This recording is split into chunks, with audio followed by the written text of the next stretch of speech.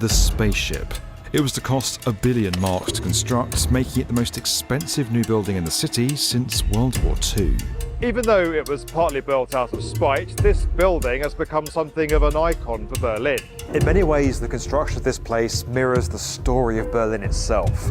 It's dark, it's techno, it's packed full of history, and steeped in the politics of the Cold War. Have you ever wondered how something as grand as the ICC Berlin, Europe's most famous abandoned megastructure, could go from a symbol of Western technological might to a forgotten relic?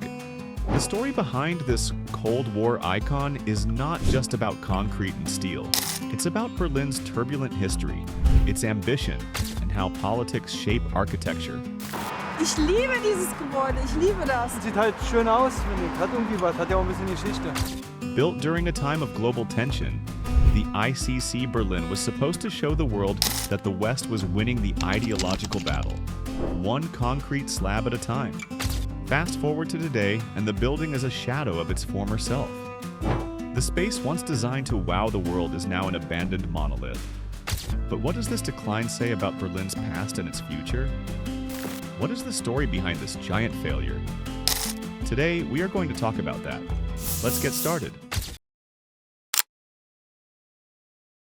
Berlin wasn't just another big building, it was a statement. Built in the late 1970s, it was part of the Cold War competition between East and West. As East Germany constructed the Grand Palace of the Republic to flaunt its power, West Germany countered with the ICC, a futuristic megastructure meant to showcase technological superiority. This wasn't just a building, it was a piece of propaganda, a symbol that screamed, "We are winning." The geopolitical tension of the Cold War provided the perfect backdrop for such an ambitious project. The world was divided and every inch of land became a stage for the battle between ideologies. West Berlin, surrounded by the wall and the Iron Curtain, needed a way to stand tall, a reminder that Western values, technology, and progress were the future. The ICC, with its spaceship-like design, was meant to be the pinnacle of this vision. But with its cost running over €1 billion in today's money, the ICC wasn't just ambitious, it was audacious.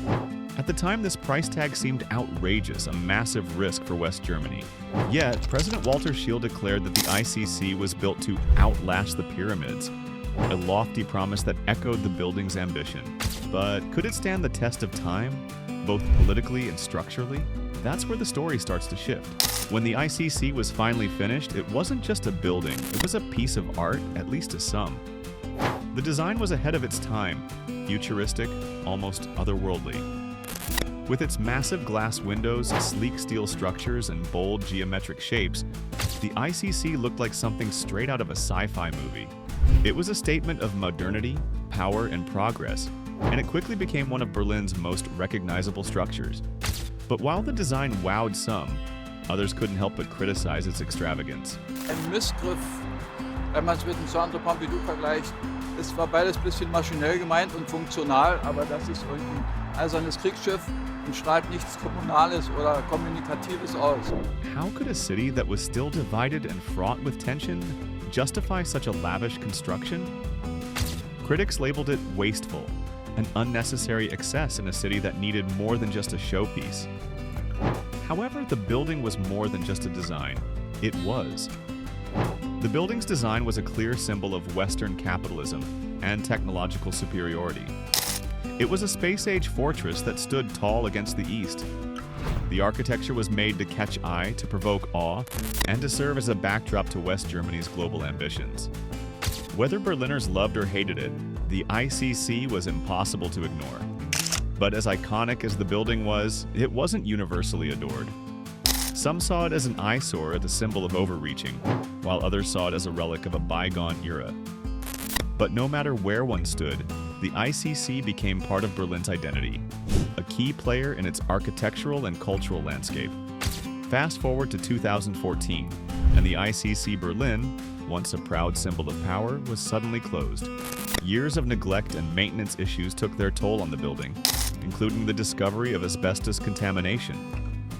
The cost to repair the structure was astronomical, over €400 million, making it impossible to justify.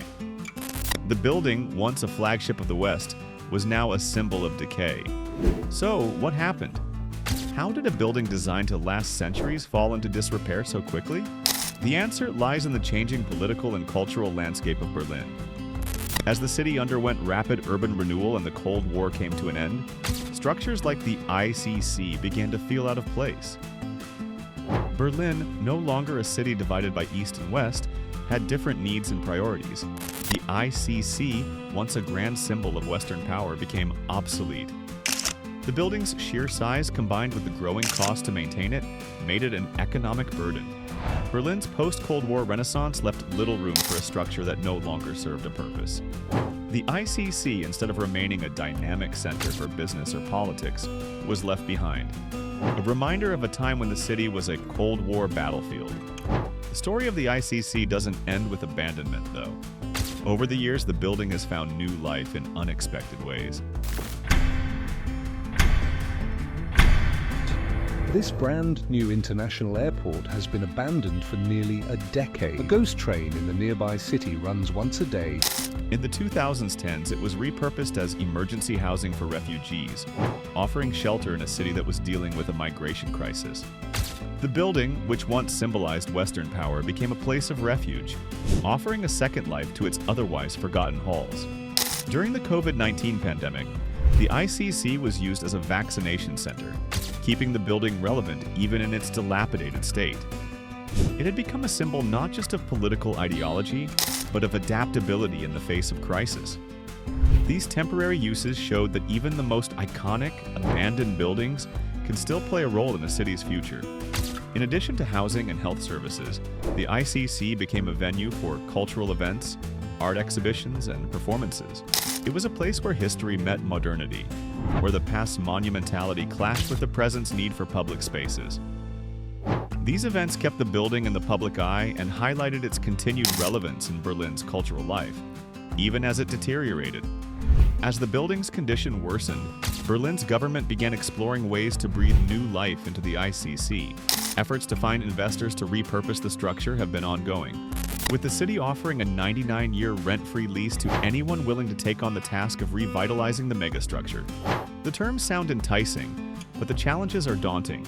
The ICC is huge, massive even, and requires extensive renovation to bring it up to modern standards.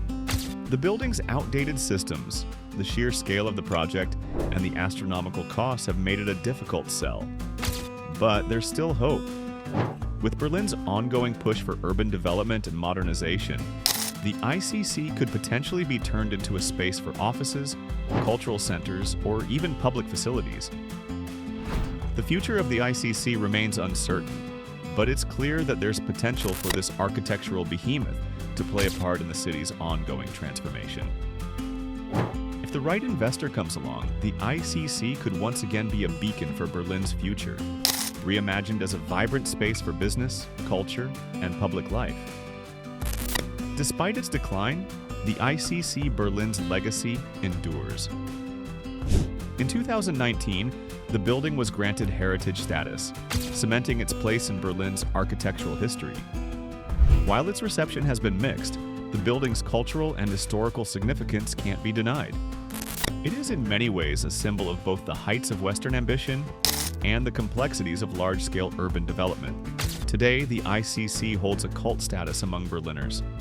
Visitors flock to see its unique design, and the building's story has become part of the city's larger narrative of transformation. It's not just a piece of architecture, it's a reminder of the past, a testament to how Berlin has evolved, and how even the most ambitious projects can end up as footnotes in history.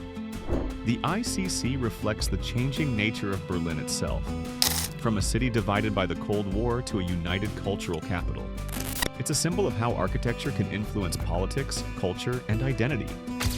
Whether it's remembered as a Cold War monument or piece of Berlin's cultural renaissance, the ICC's legacy is firmly entrenched in the city's history. The ICC Berlin's journey from a symbol of Cold War power to a forgotten relic, and now a site of potential revitalization, speaks volumes about Berlin's turbulent history. From its origins as a Cold War symbol to its decline and eventual repurposing, the ICC has been a mirror of Berlin's ever-changing landscape. Despite its controversial design and mixed reception, the building's significance can't be overlooked. It remains an icon in Berlin's architectural and cultural narrative, and its future, though uncertain, holds promise. So, can Berlin's ICC Berlin be resurrected as a key part of the city's future? Or will it remain a forgotten symbol of the past? Let us know in the comments section what you have to say about such projects. Do you want to see more videos like this? If yes, subscribe to our channel and press the bell icon. We bring you exclusive content on groundbreaking projects, technological advancements, and significant global developments that no one else is covering. Thanks for watching, and until the next video, stay tuned.